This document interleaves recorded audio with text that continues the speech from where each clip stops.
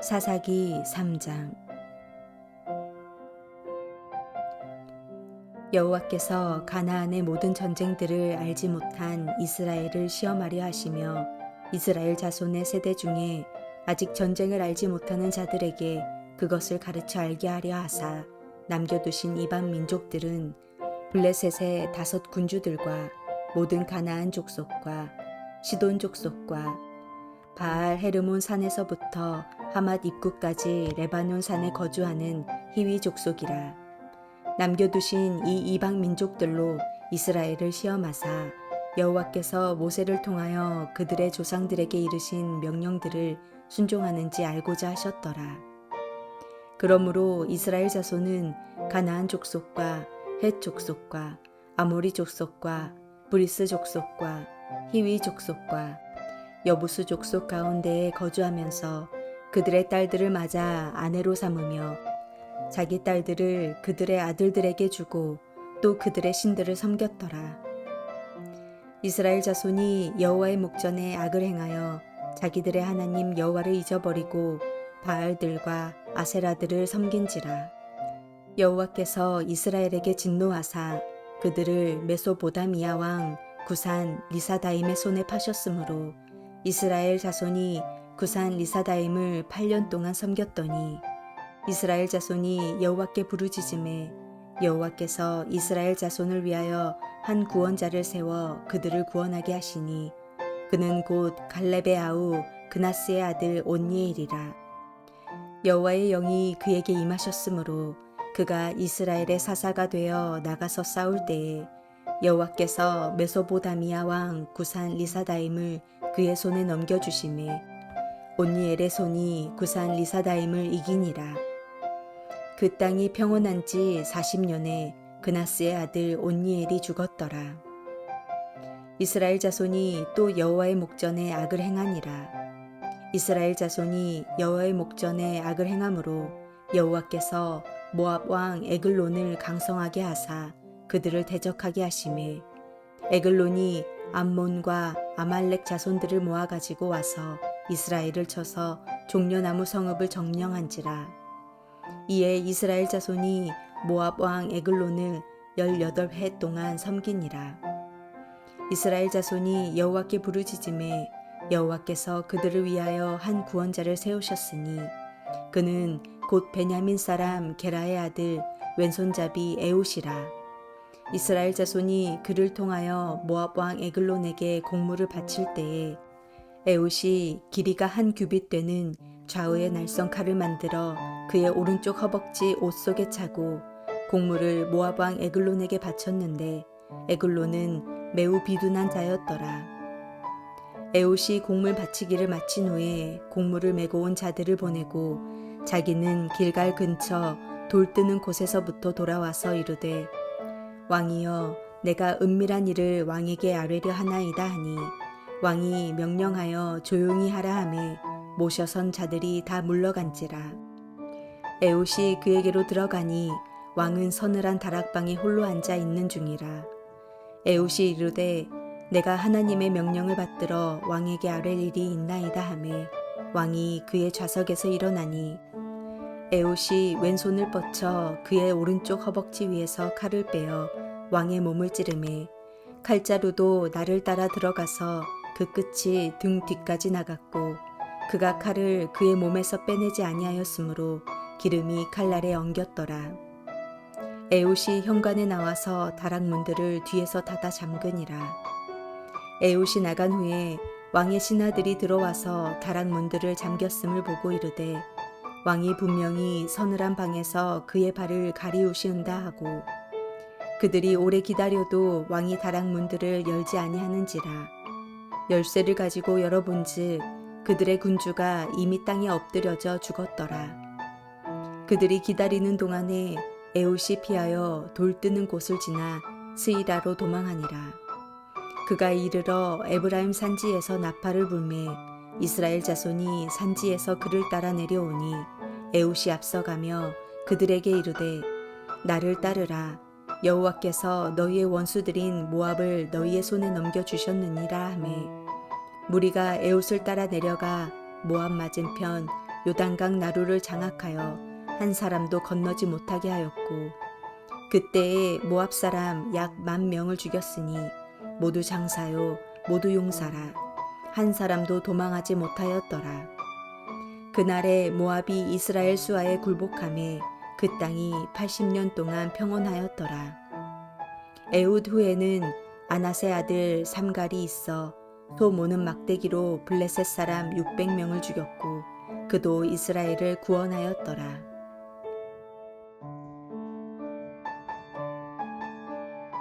사사기를 통해 하나님께서는 이스라엘 백성에게 너희의 승리는 너희의 능력이 아닌 나의 손에 달려있다는 메시지를 전하고 계십니다. 하나님께서는 이스라엘에게 전쟁을 수행하시면서 최고의 군사들을 선봉에 세우지 않으시고 찬양하는 사람들을 세우게 하셨습니다. 전쟁의 전략에 의하면 말도 안 되는 일이지만 하나님께서는 그렇게 하셨습니다. 이 하나님의 원리를 알지 못하면 우리는 믿음으로 승리할 수 없습니다. 전쟁에는 상식으로 어찌 그런 일을 할 수 있습니까?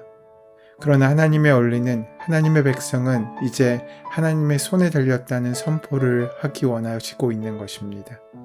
앞으로 당신의 모든 승리는 당신의 손이 아니라 하나님의 손에 의해 결정되고 있다는 사실을 그 삶을 통해 증명하기 원하시는 것입니다. 하지만 이스라엘은 하나님의 말씀을 온전히 순종하지 않았습니다. 그들은 가나안의 일부는 정복하였지만 일부는 남겨두었습니다. 그 결과 가나안 사람들이 그들과 함께 살게 되었고 시간이 지남에 따라 상황은 역전되어 이스라엘이 가나안 사람들 속에 살거나 오히려 가나안 사람들에 의해 휘둘리게 되었습니다. 결국 이스라엘은 가나안 사람들처럼 되었습니다. 그들의 신을 섬기고 그들의 방식대로 살았습니다. 이스라엘은 그렇게 살면 더 잘 살 수 있을 거라고 생각했습니다. 하지만 비참하고 고통스러운 결과가 찾아오게 됩니다. 그들은 더 이상 대적들을 당해낼 수 없었고 주변 나라들의 압제 속에서 고통스럽게 살아야 했습니다. 남아있는 가나안 족속들은 그렇게 이스라엘의 시험이 되었습니다. 하나님을 신뢰하고 가나안 족속과 맞서 싸운다면 하나님께서 그들과 함께 하셨을 것입니다. 그러나 우상을 섬기고 가나안 사람처럼 될 때 하나님께서는 그들을 대적의 손에 넘기신 것입니다.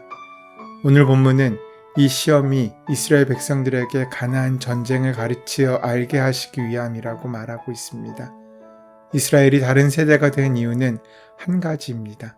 그것은 하나님을 알지 못했기 때문입니다. 이스라엘은 하나님께서 그들을 위하여 행하신 일들을 알지 못했습니다. 가나안 전쟁은 하나님께서 이스라엘을 위하여 어떻게 큰일을 행하셨는지를 잘 보여주는데 이 전쟁은 하나님께서 이스라엘을 위하여 싸우시고 승리를 주시는 전쟁이기 때문입니다. 이스라엘이 한 일은 하나님을 신뢰하고 순종하고 기억하는 것이 전부였습니다. 여리고성 전투가 보여주는 것처럼 하나님께서는 이스라엘이 싸우지 않고도 성을 무너뜨리고 정복하게 하실 수 있습니다. 남아있는 가나안 족속들은 이스라엘의 불순종의 결과이고 하나님의 징계의 수단이면서 또한 이스라엘이 하나님을 신뢰하고 순종할 때 이스라엘의 하나님이 어떤 분이신지를 알려주는 증거였습니다. 하지만 불행하게도 이스라엘은 그 성공을 유지하는 데 실패합니다. 가나안의 풍요로운 삶은 오랜 광야 생활에 지친 이스라엘 사람들에게 매우 매력적으로 다가왔을 것입니다. 가나안 사람들의 존재는 그 자체로 유혹이었습니다. 마침내 가나안 사람들과 그들은 혼인하며 그들의 신을 섬기게 됩니다. 사사기는 하나님께서 가나안 사람들을 그 땅에 남겨주신 까닭을 가나안 정착 과정 중에 벌어질 일들을 알지 못하는 이들이 이방적인 문화 속에서도 하나님의 계명에 온전히 순종하는지, 즉 하나님의 가르침을 따르는지 시험하기 위해서였다고 말하고 있습니다. 결과적으로 이스라엘은 이러한 하나님의 시험을 통과하지 못했습니다. 그들과 섞여 살면서 그들의 풍습과 종교를 따라갔던 것입니다. 하나님의 뜻을 따라 이방 문화를 변혁시키기보다는 그 문화에 동화되어 갔습니다. 백성들은 가나안 사람들과 혼인관계를 맺고 그들이 섬기는 바알과 아세라를 섬겼습니다. 물론 그들은 야훼 하나님도 함께 믿었습니다. 하지만 그들의 마음을 사로잡은 것은 거룩한 삶, 약자를 보호하는 삶, 이웃에 대해 책임지는 삶을 요구하는 하나님의 음성이 아니라 자신의 욕망하는 말을 온전히 이루어준다는 이방 신들이었습니다. 7절 말씀은 이스라엘 자손이 여호와의 목전에서 앙을 해겠다고 말하고 있습니다. 곧 하나님을 잊어버리고 하나님 대신 우상을 섬긴 것입니다. 하나님을 잊어버렸다는 말은 단순히 하나님에 대한 지식이 기억에서 사라졌다는 의미를 넘어섭니다. 하나님을 아는 것이 나의 삶과는 아무런 상관이 없다는 말에도 가깝습니다.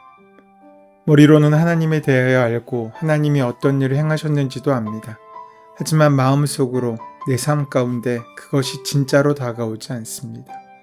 그리고 사람은 자신이 진짜라고 믿는 대로 사는 법입니다. 하나님의 말씀보다 이 땅의 현실이 더 진짜 같을 때, 더 현실적일 때 우리는 하나님을 밀어내고 세상을 더 가까이 하게 되는 것입니다. 우리가 우상을 섬기고 세상 사람들처럼 되어 살아가는 이유는 하나님을 잊어버렸기 때문이라면 우리가 하나님을 섬기고 하나님의 말씀대로 살아갈 수 있는 방법은 하나님을 기억하는 것에서부터 시작됩니다. 그저 지식으로 아는 것 정도가 아니라 우리의 마음과 삶의 생생한 실제로 다가오도록 온전히 아는 것입니다. 이를 위해서 하나님의 말씀을 듣고 읽을 때 깊이 묵상하고 기도하면서 그 말씀이 온전히 우리를 만날 수 있게 합니다. 하나님께서는 이러한 그들을 메소포타미아의 왕 구산리 사다임의 손에 넘기셨습니다. 구산리 사다임은 두 배로 악한 구산 사람이란 뜻입니다. 이스라엘은 구산리 사다임에게 8년 동안 억눌렸습니다. 억압과 폭력이 일상이 되었을 것이고 가혹한 세금이 매겨지기도 했을 것입니다. 바알과 아세라는 그들에게 아무런 도움이 되지 못했습니다. 행복의 꿈은 악몽으로 변했고 그 꿈에서 쉽게 벗어날 수도 없었습니다. 그때서야 이스라엘은 하나님 앞에 부르짖었습니다. 여기서 말하는 부르짖음은 회개의 표시가 아닙니다. 그저 시련에 대한 반응일 것입니다. 그럼에도 불구하고 하나님은 그 부르짖음에 응답하십니다. 그 백성들의 배신에 분노하시면서도 그들이 겪는 시련을 보면 마음 아파하시는 분이 하나님이십니다. 인간의 죄는 하나님의 은혜를 앞서지 못합니다. 그래서 하나님께서는 그들에게 사사를 허락하십니다. 사사기 3장에는 3명의 사사가 등장합니다. 사사란 구원자를 의미합니다. 이스라엘이 하나님을 잊고 우상을 섬기며 악을 행할 때 하나님께서는 이스라엘을 대적의 손에 붙이셨습니다. 악을 행할 때마다 곧 괴로움과 고통을 받는다는 것은 그 자체로는 은혜입니다. 악을 행하면서도 행복하고 평안한 것이야말로 저주입니다. 고통 속에서 이스라엘은 하나님께 부르짖습니다. 이것은 참된 회개가 아니라 하더라도 하나님께서는 하나님의 백성이 고통 속에 부르짖는 소리를 모른 척하지 않으십니다.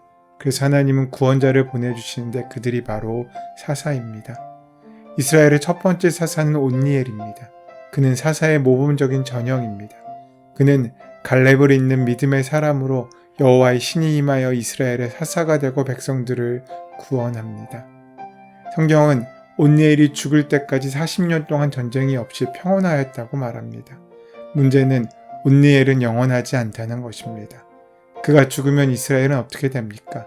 본문 12절 말씀에 이스라엘 자손이 다시 주님께서 보시기에 악한 일을 저질렀다라는 말이 시작되고 있습니다. 이스라엘의 두 번째 사사는 에훗입니다. 성경은 그를 왼손잡이라고 말합니다. 지금도 그런 경향은 있지만 당시 그는 정상적이지 않은 사람이라고 생각되었을 것입니다. 이것이 온니엘과 대조되는 점입니다. 온니엘은 누가 봐도 사사로 적합하다고 생각되는 사람이었다면 에훗은 사람들이 고개를 갸우뚱할 만한 사람이었습니다. 이 사실에서 우리가 기억해야 할 것은 하나님께서 사용하시는 사람은 어떤 사람인지가 중요한 것이 아니라 누가 그를 사용하고 있는지 달려있다는 것입니다. 세 번째 사사는 삼갈입니다. 그는 더욱더 의외의 인물입니다. 삼갈에 대하여 아주 간략하게 기록되어 있어 그가 어떤 인물이었는지 정확히 하기 어렵습니다. 그런데 그런 그가 블레셋 사람들을 물리칠 때 사용한 소모는 막대기는 삼갈의 정체를 더욱더 궁금하게 합니다. 그런 그도 이스라엘을 구원하였습니다. 하나님께서는 온넬과 같은 온전한 사람뿐만 아니라 에훗과 삼갈 같은 예상치 못한 사람도 사용하십니다. 그 사실을 기억하시고 우리의 약함과 자금을 기억하지 마시고 우리를 온전히 사용하고자 원하시는 하나님의 은혜 가운데 온전히 사용되어 하나님의 귀한 뜻을 이루는 복된 삶을 살아가시는 하루 되시기를 소원하고 축원합니다. 은혜의 주님, 하나님을 잊어가는 인생이 되지 않도록 은혜를 베풀어 주시옵소서. 상황이 좋아졌다고 하나님을 멀리하지 않게 도와주시옵고 늘 깨어 하나님을 바라보며 하나님을 쫓아가는 인생이 될 수 있도록 우리를 붙들어 주시옵소서. 예수 그리스도의 이름으로 기도드립니다. 아멘. 이제 오늘 허락하신 말씀을 기억하시고 온전히 그 말씀이 나에게 주시는 말씀으로 만나지기 위하여 함께 묵상하며 기도하는 시간 가지도록 하겠습니다. 함께 기도합니다.